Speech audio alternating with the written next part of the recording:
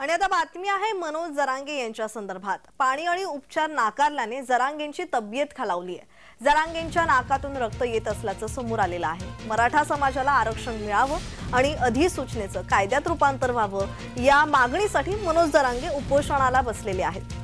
10 तारखेपासून खरं तर त्यांचं उपोषण सुरू झालंय। आजचा 5वा दिवस आहे उपोषणाचा।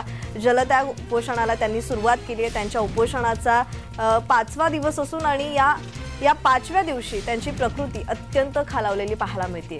अन्न पाणी औषधही न घेतल्याने त्यांच्या प्रकृतीवर विपरीत परिणाम होतो आणि त्यांच्या नाकातून रक्तस्राव होत असल्याची माहिती समोर येते।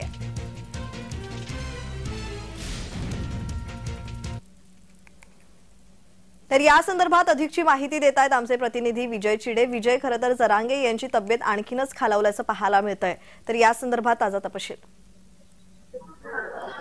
नक्की जर बघितलं तर मनोज जरांगे पाटील जे आहे त्यांच्या उपोषणाचा 5वा दिवस आहे आणि त्यांची तब्येत जी आहे ती अत्यंत खालावलेली आपल्याला पाहायला मिळत आहे। आणि सध्या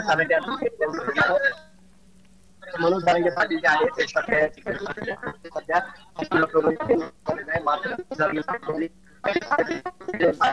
सध्या उपचारासाठी जे आहे ते नाकारलेले दिवस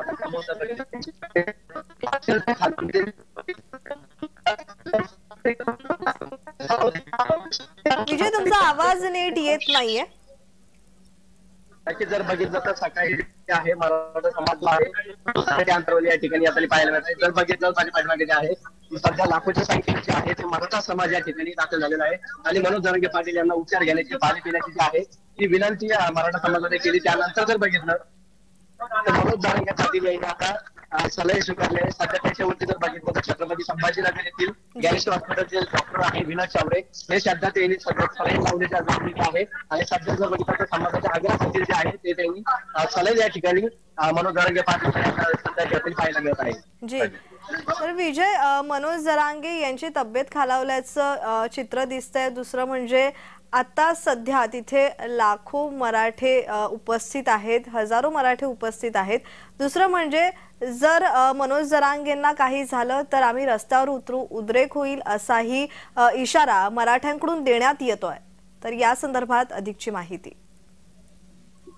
नक्की जर बघितलं मनोज जरांगे पाटील जे आहे त्यांची तब्येत बघितलं तर मागील 2 दिवसापासून खालावलेली आहे आणि त्यामुळे जर बघितलं तर काल जालन्यातील काही ठिकाणी जर बघितलं तर रस्ता रोको देखील मराठा समाजावरती आज जे आहे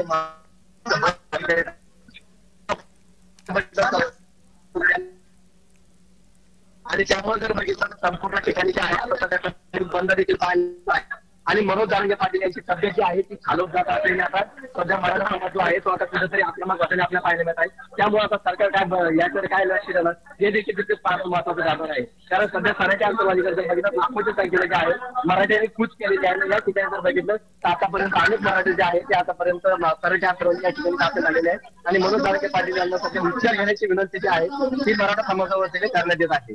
जी जी, धन्यवाद विजय तुम्ही दिलेल्या माहितीसाठी।